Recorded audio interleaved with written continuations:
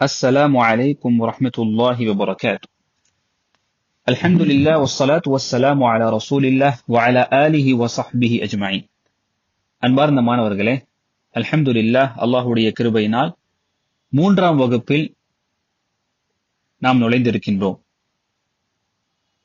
நம்முடைய புத்தகம் 3 அடிப்படை விஷயங்கள் இமாம் முஹம்மது இப்னு அப்துல் வஹாப் அவர்கள் எழுதின அந்த புத்தகம் அகீதாவில் அடிப்படையாக கொண்ட புத்தகம்.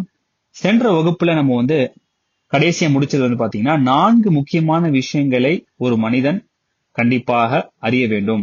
அதுல கல்வி, அந்த கல்வி பாத்தீங்கன்னா 3 கல்விகள் இருக்கின்றது. அல்லாஹை பற்றி அறிவது, நபியை பற்றி அறிவது, மார்க்கத்தை பற்றி அறிவது ஆதாரத்தோடு. அதே போல அமல் செய்யணும், தவா பண்ணி செய்யணும். அந்த தவா பண்ணில வரக்கூடிய துன்பங்களை, இன்னல்களை சபரோடு இருக்கணும் அப்படிங்கிறது.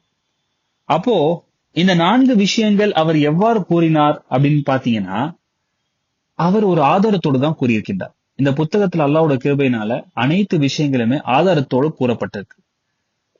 அப்ப என்ன ஆதாரம்? இந்த 4 விஷயங்கள் நம்ம வாழ்க்கையில கடைபிடிக்கணுங்கிறதுக்கு சூரத்துல் அஸ்ர், வல் அஸ்ர் இன்னல் இன்சான லஃபீ ஹுஸ்ர் என்று ஆரம்பிக்குது பாத்தீங்களா? நம்ம அடிக்கடி படிப்போம். அந்த வசனம் தான்.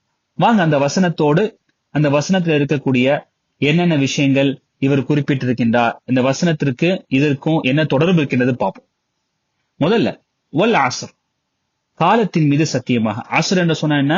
காலத்தின் தொழுகை, ஒரு தொழுகை பாத்தீங்களா, அஸ்ர் தொழுகை, அதான் இது. ஆக்சுவலி அஸ்ர்ங்கிறது ஒரு தொழுகை, ஒரு நேரம். இங்க இன்னொரு அர்த்தம் இருக்கு, காலம் என்ற ஒரு அர்த்தம். வல் அஸ்ர், காலத்தின் மீது சத்தியமாக, டைம். இங்க நம்ம ஒரு சின்ன விஷயம் பதிவிட வேண்டும். என்னன்னு சொன்னா, அல்லாஹ் தன்னுடைய படைப்பின் மீது சத்தியம் செய்வான். வஷம்சி, சூரியன் மீது சத்தியமாக, வத்துஹா, நண்பகல் மீது சத்தியமாக, வல் கமர், சந்திரன் மீது சத்தியமாக. இப்படி அவன் அந்த கடைசி 30வது ஜுஸ்ல பாத்தீங்கன்னா நிறைய அல்லாஹ் சத்தியம் செய்கின்றான். ஆனால் அல்லாஹுக்கு மட்டும் உரித்தானது. அல்லாஹ் தான் ஆடிய படைப்புகள் மீது சத்தியம் செய்வான். நமக்கு சத்தியம் செய்வது அல்லாஹுக்கு மட்டும்தான். அதாவது அல்லாஹ்வின் மீது மட்டும்தான் நம்ம சத்தியம் செய்ய முடியும். நிறைய பேர் அப்பா மீது சத்தியமா, அம்மா மீது சத்தியமா அப்படின்னு சொல்றாங்களா? அது தவறு. மார்க்கத்துல தடுக்கப்பட்டது. அல்லாஹ்வின் மீது மட்டும்தான் சத்தியம் செய்யணும். அதுவும் எதுல செய்யணும் அப்படின்னு சொன்னா, தேவையுள்ள விஷயத்தில் தான், முக்கியமான விஷயத்தில் தான். நிறைய பேர் இப்போ சும்மா எதிர்கருத்தெல்லாம் வல்லாஹி வல்லாஹின்றாங்க. அது முழுக்க முழுக்க தவறு. சரி, இது ஒரு குறிப்பு. அடுத்து என்ன சொல்றாங்க வசனத்துல? இன்னல் இன்சான லஃபீ ஹுஸ்ர், நிச்சயமாக மனிதன் நஷ்டத்தில் இருக்கின்றான். ஹுஸ்ர் என்று சொன்னால் நஷ்டம். இல்லல்லதீன ஆமனு, யாரை தவிர அப்படின்னு பாத்தீங்கன்னா, யாரை தவிரனா ஈமான் கொண்டு, வஅமிலு ஸாலிஹாத், நல்ல அமல்கள் செய்து, வதவாஸௌ பில் ஹக், ஒருத்தருக்கு ஒருத்தர் அந்த விஷயங்களை பகிர்ந்து கொண்டு, வதவாஸௌ பிஸ் ஸப்ர், ஒருத்தருக்கு ஒருத்தர் பொறுமையோடு இருந்தால், ஒருத்தருக்கு ஒருத்தர் பொறுமையோடு இருந்தால். இந்த 4 விஷயங்கள் இருந்தால் அந்த மனிதன் நஷ்டத்தில் இல்லை, அவன் வெற்றி பெறுகின்றான். இந்த 4 விஷயத்தை தான் நம்மளுடைய ஆசிரியர் என்ன பண்றாரு, இதுல இருந்து எடுத்து அவர் ஒரு 4 விஷயம் நமக்கு சொல்றாரு. இப்ப ஆமனு அப்படிங்கிறது ஈமான் கொள்ளுதல், அதான கல்வி. அதாவது கல்வி இல்லாமல் ஈமான் கொள்ள முடியாதுல்ல. ஒருத்தரை பத்தி யாருனே தெரியாம அவரை நம்ப முடியுமா? நம்ப மாட்டோம். அப்ப அல்லாஹ்வை பற்றி அறிந்தால் மட்டும்தான் ஈமான் கொள்ள முடியும். அப்ப ஈமான் என்பது கல்வி.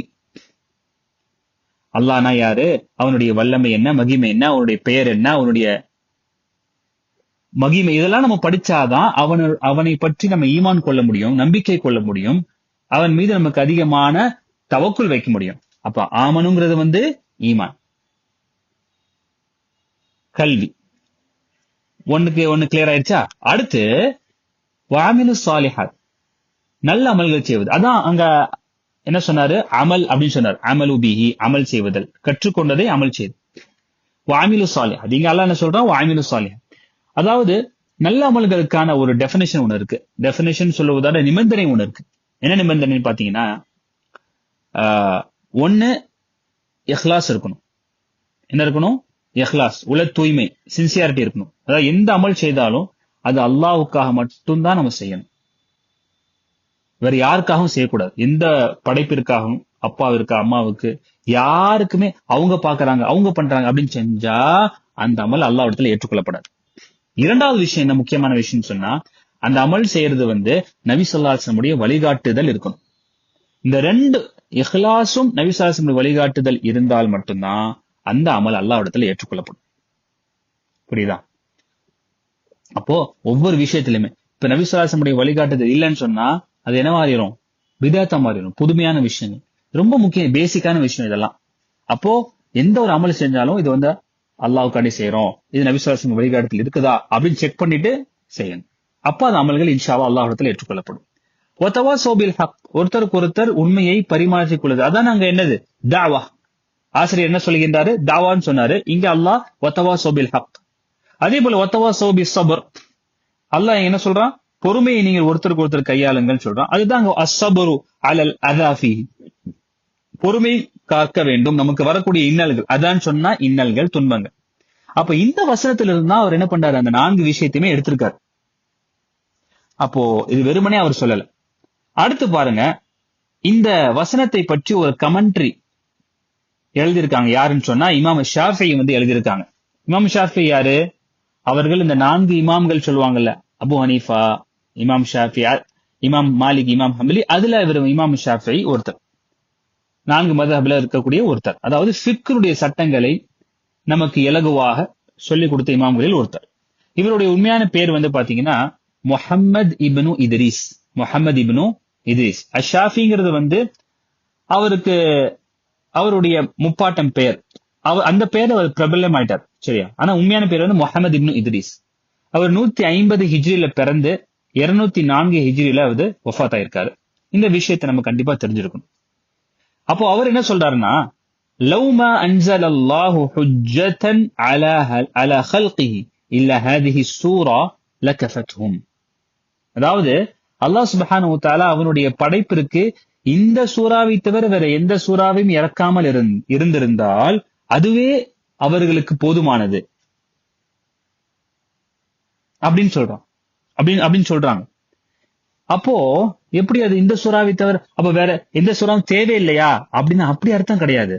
அதாவது எல்லா சூறாவும் தேவை. அந்த இந்த சூறாவினுடைய மகிமையை அவர் வந்து உயர்த்துகின்றார். நம்முடைய இமாம் ஷாஃபிஈ என்ன பண்ணாங்க? உயர்த்துகின்றாங்க. இந்த சூறால அவ்வளவு பெரிய ஒரு வழிகாட்டுதல் இருக்கிறது. சின்ன சூறா இருந்தாலும் அந்த 4 விஷயம் நம்முடைய ஐ ஓப்பனிங்கா இருக்கு. நம்ம கண்ணை திறக்கக்கூடிய, நமக்கு நம்முடைய குறிக்கோளை காட்டக்கூடிய ஒரு விஷயமா இருக்கின்றது என்பதை வந்து நமக்கு அழகான முறையில எடுத்துரைக்கின்றார். அதான் 4 விஷயம் தானே. இந்த 4 விஷயம் தான் நம்ம வாழ்க்கையில செய்யணும். அது செஞ்சா நம்ம வந்து வெற்றி பெறலாம். அந்த 4 விஷயத்துக்குள்ள நிறைய விஷயங்கள் இருக்கு. அல்லாஹ் பத்தி அறிவது, அதுல நம்ம குர்ஆன் சுன்னா மூலமாக கற்றுக்கொள்ளலாம். ஆனா இந்த சூறா போதுமானதுங்க என்று சொல்லக்கூடிய அர்த்தம் என்னன்னா, அந்த சூறால அவ்வளவு விஷயங்கள் இருக்கின்றது என்பதை மகிமைப்படுத்துவதற்காக வேண்டி, மிகைப்படுத்துவதற்காக வேண்டி அவர் இந்த ஒரு கமெண்ட்ரியை கொடுத்திருக்கின்றார். விளங்குதா?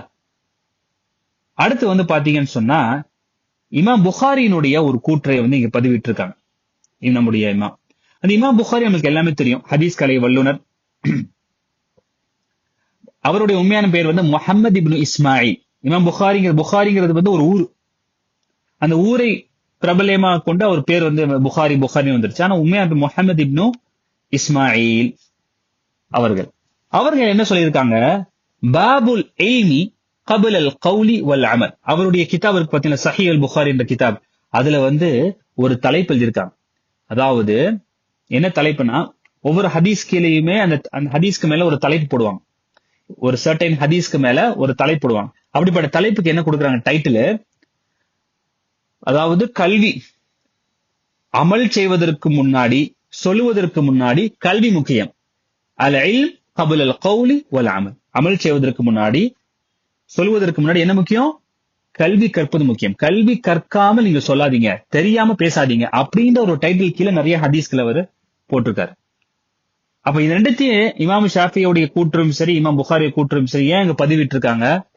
இந்த விஷயங்களை முக்கியத்துவம் நமக்கு சொல்வதற்காக வேண்டி, கல்வியினுடைய முக்கியத்துவம் நமக்கு சொல்வதற்காக வேண்டி நமக்கு வந்து இங்க பதிவிட்டு இருக்காங்க. இப்ப இந்த விஷயங்களை நம்ம படிப்போம் இன்ஷா அல்லாஹ். அடுத்து என்னென்ன விஷயங்கள்லாம் இருக்குது என்பதை இன்ஷா அல்லாஹ் வரக்கூடிய வகுப்புல நம்ம பார்ப்போம். பாரக்கல்லாஹு ஃபீக்கும். ஜஸாக்குமுல்லாஹு கைரா. அஸ்ஸலாமு அலைக்கும் வரஹ்மத்துல்லாஹி வபரகாத்துஹு.